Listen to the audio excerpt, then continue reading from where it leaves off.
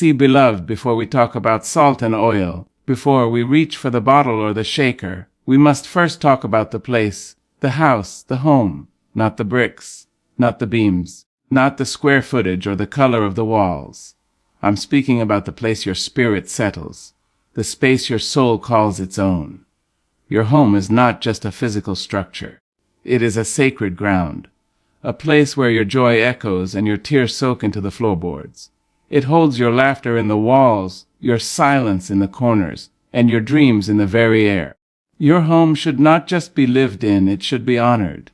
You walk through your front door every day, sometimes in a rush, sometimes worn down to your bones. But do you see it? Do you feel the spirit of the place you've built? Not just the decor, not the dishes in the sink or the bills on the counter. I'm talking about the atmosphere, the energy. What lives in your home when you're not speaking? What sits with you in the quiet? Because you don't just build a house, you build a climate. You cultivate peace, or you let chaos run wild. You invite love, or you allow bitterness to grow like mold behind the walls. Child, your home is your first altar, the first temple, the first garden.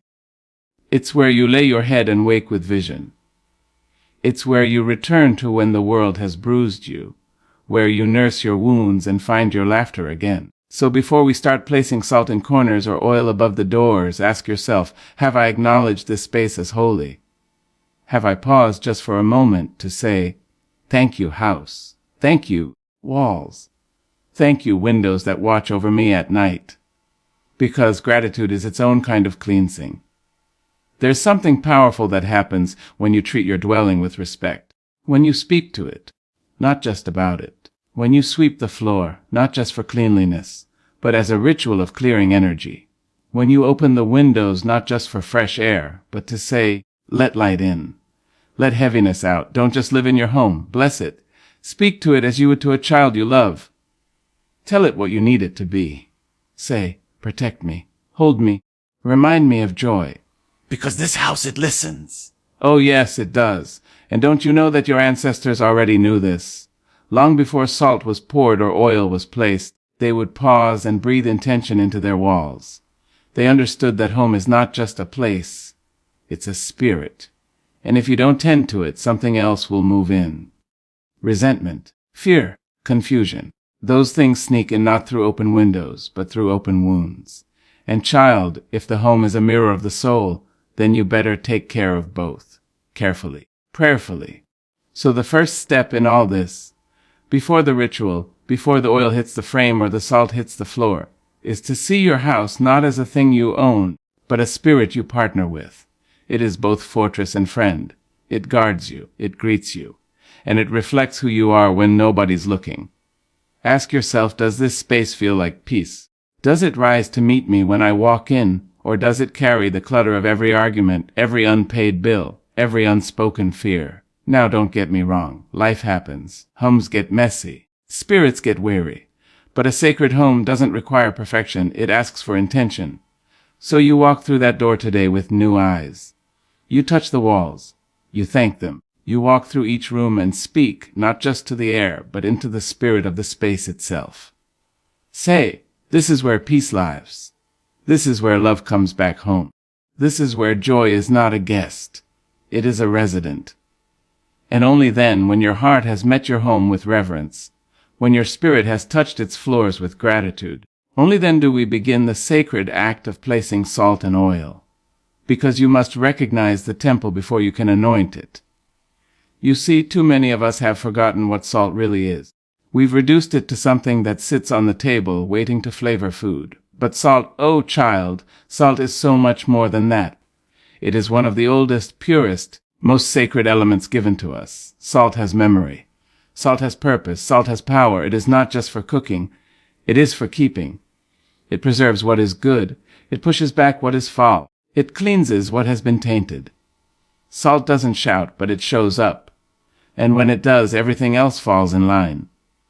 So when I tell you to put salt at these 3 points in your home, I'm not speaking superstition. I'm speaking spirit. Salt belongs at the door, child, right at the threshold, because the door is not just where you enter and leave. It's where spirits cross too. People bring energy with them. Some carry light. Some carry residue from battles they've been fighting all day long. You don't always know what's following behind someone's smile. You don't know what they've been wrestling with in their mind, or what weight is clinging to their shoulders. And it's not about judging. It's about guarding. So you take a small bit of salt, just a pinch, not a pile, and place it right where the threshold begins. That's you saying, only peace may enter here. Only what is meant to bless may cross this line. And don't just place it, speak to it. Say, salt, do what you've always done. Keep, preserve, protect. Because even the earth knows that salt is a purifier. Our ancestors would salt the land before planting to prepare it. They'd salt wounds to stop infection. And they'd salt the doorway to say, this house is not open for spiritual business. This house is sealed. It wasn't just culture, it was covenant, a pact between them and the spirit realm. Now, go to your windows. Those places where the outside looks in, where light tries to come in, and where sometimes, just sometimes, heaviness tries to sneak in too. You know what I'm talking about. The kind of heaviness that doesn't have a face or a name, but makes the air feel thick and the mood feel low. The kind that shows up after too much bad news or when someone's envy starts to reach for what you've got. Yes, envy travels, baby. It can ride the wind. It can knock on the windows of your life just hoping to find a way in. So you take another bit of salt. Put it at the corners of the windowsills. Just small, sacred places where the wind passes. You don't need a bowl or a box. Just enough to whisper. You may watch, but you may not enter. Let that salt serve as your silent guard. And don't forget the hearth. The heart of the home. That space where life happens. Where you cook, where you talk, where you laugh. Where sometimes you cry. The salt belongs there too, because that's the soul of your dwelling. And anything trying to disturb the soul of your house should be met with resistance. Silent, holy resistance. And that's what salt is. It's not loud, but it's loyal. It won't make a sound, but it will draw a line. Salt also reminds us to speak carefully, to season our words, to be mindful of what we say under our own roof. Because sometimes what's harming your house isn't what's coming from the outside. It's what's being said on the inside. Bitterness spoken too often. Anger left unhealed. Gossip that echoes in the kitchen. That energy clings to walls like dust. So as you place the salt, ask yourself, are my words preserving life or destroying it? And if you find the answer uncomfortable, that's all right. That means you're ready to cleanse, not just with salt, but with truth. And here's the beautiful thing. Salt doesn't need a lot to do its job. Just like prayer, just like love, just like a little faith. A pinch of it in the right place with the right intention can shift the whole atmosphere. You don't have to explain it to anyone. You don't need a ritual so grand it draws a crowd. You just need the knowing, the trust, the respect for something ancient enough to cleanse a temple and simple enough to sit unnoticed on your windowsill. And when you put it there, child, at the door, at the windows, at the hearth, you're not just putting down salt. You're putting down a boundary. You're putting down a line that says, no fear here, no confusion here, no sickness, no strife, no darkness here. You're saying with every quiet crystal, this house belongs to light. And now after the salt has been laid, we turn to the oil. The sacred oil. Not the one you pour in a pan, but the kind you bless before you even open the cap. The kind your grandmother kept in a little bottle tucked inside a drawer, smelling faintly of olive and reverence. This oil is not for frying. It is for anointing, for marking, for declaring this place is claimed, this space is set apart. You see, child, oil has always been a sign of calling, a sign of protection, a sign that something or someone has been chosen for a higher purpose. The old prophets didn't crown kings with gold. They anointed them with oil. They poured it over their heads and let it run down, not just so others would know they were chosen, but so the enemy would know they were covered. And that same spirit lives in your little bottle of oil, right there on your shelf, waiting not to cook but to consecrate. So don't you dare think it's a small thing when you lift that bottle. You are lifting history. You are lifting a symbol of divine authority. And when you touch your doors, your windows, your walls with it. You're not just rubbing oil. You are sealing your space with intention. You are saying, this house is under protection. This house is under promise. This house is under God. Start with the front door. Not just the frame, not just the handle, but the top, the sides. Mark it gently. It doesn't need to drip. It doesn't need to be seen by visitors or neighbors. This isn't about performance. It's about power. As you press your fingers to the wood, speak over it. Say, let every person who steps through this door feel peace. Let every enemy turn back. Let no harm cross this threshold.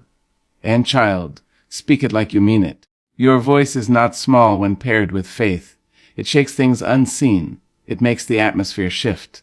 And the oil, when touched with prayer, becomes more than oil. It becomes a line the enemy won't cross. A wall of fire made from whispered words and ancient knowing.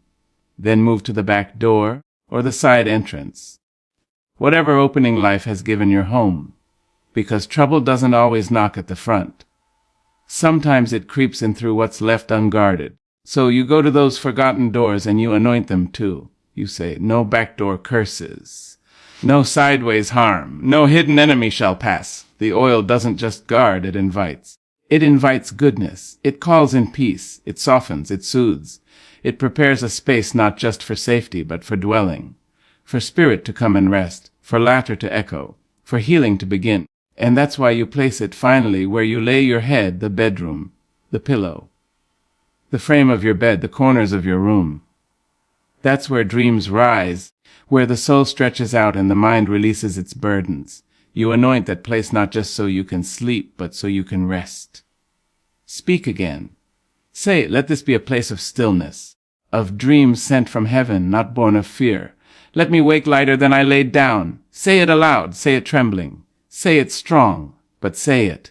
And if there are children in the house, or elders, or even just a plant you love, anoint near them too. You're not just placing oil. You are setting the atmosphere. You are telling the space what it must become. That's your power. That's your authority. You don't need a title. You don't need a collar. You don't need an audience. All you need is your voice, your faith, and that little bottle of oil. Now listen to me. The world may never see the marks you make with that oil. It may never smell the olive or the fragrance you've mixed in. But the spirit realm sees. Oh, it sees. And it honors. It recognizes territory that has been claimed.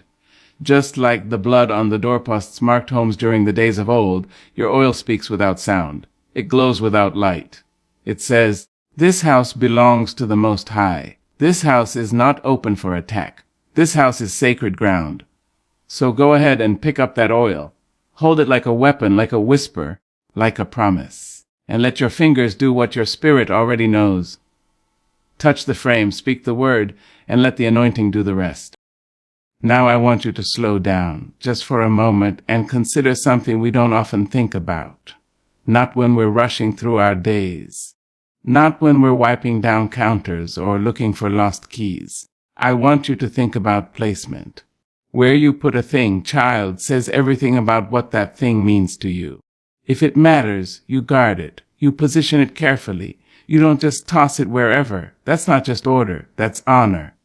And so it is with salt and oil. It is not just what you do with them that matters, but where you do it. The placement is the prayer. The points in your home that you choose to touch with these sacred tools. They are not random. They are chosen. Because there are places in your house where energy gathers, where spirit flows, places where things enter, exit, and settle. These are not just physical locations. They are spiritual gateways, and you must be wise enough to recognize them. Start with the entrance, that front door. Yes, we keep going back to it, because it is so much more than just a door. It is the mouth of your house, the place where things are spoken into your home, where energy comes in wearing different faces, some smiling, some quiet, some carrying trouble dressed in politeness. But no matter who it is, what they carry, or how they walk in, you must determine what is allowed to stay. When you place your salt and oil there, at the frame, the threshold, the step, you're not just doing a ritual. You are setting a spiritual filter, a barrier. You're saying, whatever enters here must bow to peace. It must pass through protection. It must agree with light, and if it cannot agree, it cannot remain. But don't stop at the front. The hallway, the passage, the place just beyond the door. This is the path that leads to the rest of your home. What enters through the front does not stay there. It moves. It travels. You may not even realize that someone's word, their bitterness, their jealousy, their fear, it doesn't stay by the door. It slides down the hallway. It follows the laughter into the kitchen. It lingers in the bedroom. That's why you mark the passage. That's why you take the oil and the salt and you place them there with care, like placing a watchman in the corridor, a silent guard, a holy doorkeeper that says, "You may have entered, but you will not infect the rest of this house." And then, finally, come to where you rest, that bed, that room, that sacred chamber where your body lies still and your spirit dreams. That's not just a bedroom. It is a sanctuary within a sanctuary, a quiet garden where your soul speaks without noise. And child, if there is one place you must protect with both salt and oil, it is that one. Because the enemy loves to whisper when we're weary, loves to crawl in when the house is still. So you anoint the headboard. You bless the floor around your bed. You put a pinch of salt at the corners, and you say aloud, "No torment here. No nightmare, no restlessness, no fear." See, the placement isn't about superstition. It's about intention. It's about making decisions with clarity. You wouldn't plant roses in a desert and expect them to bloom. You wouldn't hang your best dress in the garage. Why? Because the where matters just as much as the what. The same is true for the sacred. You don't just sprinkle salt in any direction. You don't just smear oil in the air. You choose. You pray. You place with purpose. And don't you know that the act of doing it, the moving from point to point, is itself a journey of prayer? As your hand moves from door to window, from hallway to room, your spirit is speaking too. You are walking in authority. You are reclaiming ground. You are letting every corner know this home is not neglected. This home is not vulnerable. This home is not open to anything that does not bring life. So be deliberateful. Don't rush. Every step, every touch, every placement is an act of devotion. It's a quiet kind of worship, the kind that doesn't need music or microphones. Just you, your oil, your salt, your intention. Because when you choose where to place a thing, you also choose where peace will dwell. Now that you've walked your house, placed your salt and oil with care, touched the frame, whispered the word, and claimed the space, I want you to know something deep in your bones. It's not just about the things you use. It's about the spirit you stir. You could lay salt at every window, pour oil on every doorway, but if your heart isn't present, if your faith isn't awake, then all you've done is decorate the sacred with the ordinary. That's why now we shift. Not from the physical, but through it. We come into alignment with the words that leave your mouth. Because, child, once you've prepared the space, you must pray into it. You must speak the covering out loud. Because your voice, when paired with belief, becomes a force nothing in this world or the next can deny. We forget sometimes that prayer isn't just a request. It's a release. It's a declaration. It's not just asking, it's establishing. You walk through your home and say, peace, settle here. You say, every heavy thing that's not mine to carry, get out. You say, I invite joy. I invite wisdom. I invite rest. I invite laughter that heals and silence that restores. You don't whisper that part. Speak it with the strength of someone who knows that the spirit realm is listening. Because it is. And it responds not to volume, but to authority. And baby, when your heart is right and your intention is clear, you have authority. Some of you have been living in homes that feel heavy. I'm not talking about dust or dishes. I'm talking about the kind of heaviness you feel in your chest when you walk through the door. You know what I mean? That tension that sits in the air.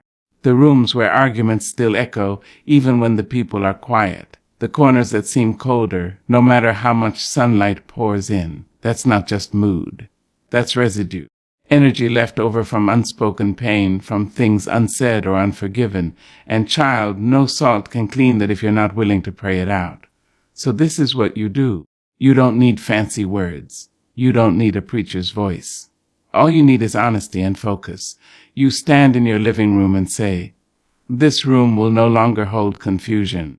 This room will not be a battlefield. This room will hear laughter again. This room will be soft." Then move to the kitchen and say, "This space will be a place of nourishment, not just for the body but for the heart. Let every meal made here carry love. Let every conversation spoken here carry truth." And when you get to the bedrooms, let your voice be tender but firm. Say, "Let this be a place of dreams, not dread. Let the mind be at peace here. Let the soul rest, not wrestle." You see, prayer doesn't always have to beg. Sometimes it just has to declare. Because you've already done the groundwork. You've placed the salt. You've poured the oil. Now it's time to activate the space with your voice. Let your breath fill the room. Let your spirit rise up and say, "This house is mine, and I declare it whole." And if you feel resistance, don't run. That's just the old energy getting nervous. That's just the remnants of fear realizing it no longer has a seat at the table. Keep going. Say, "This home belongs to light. This home belongs to peace. And no shadow, no whisper, no weapon shall remain." Say it until the air shifts. Say it until the silence feels warm. Say it until you feel like you can breathe in your own house again. Because prayer is not just an act, it's a movement. A shaking loose, a sweeping away, and once you've moved through your home with it, child, it will never be the same, and neither will you. So don't wait until things fall apart to begin. Don't wait until the heaviness becomes unbearable. Walk through your house now, today, this moment. Speak over it like you would over someone you love who's been sick for too long. Remind it that it was built for more, that you were made for more, and that from this day forward, no salt will be placed without prayer, and no oil will be poured without power. Let your house hear you say, "Etet, this place is covered." Now let me tell you something most folks don't realize until the storm has already come and gone. Protection is not just about shielding yourself from what's outside. Real deep spiritual protection starts from the inside. It starts with what you allow to sit in your heart, what you carry in your spirit, and what you welcome through your attitude every single day. Because you can salt the floors and oil the doors all you want. But if you're still entertaining bitterness, still feeding fear, still inviting worry to sit at your table and drink your peace, then baby, you've cracked the gate from the inside. The home isn't just wood and brick. It's you too. Your body, your soul, your mouth, your thoughts. And when you pray that prayer over your house, when you touch those 3 sacred points, the door, the passage, the place of rest, you must also be touching your own heart. You must be praying over you, because a guarded house with an unguarded soul is still a wide open target. So now that you've done the outer work, now that the oil has been placed and the salt has been laid, it's time to do the inner sealing. And it begins with your own agreement. Agreement with peace. Agreement with healing, agreement with release. What are you agreeing with in silence, in stress, in loneliness? What have you allowed to make a bed in your mind?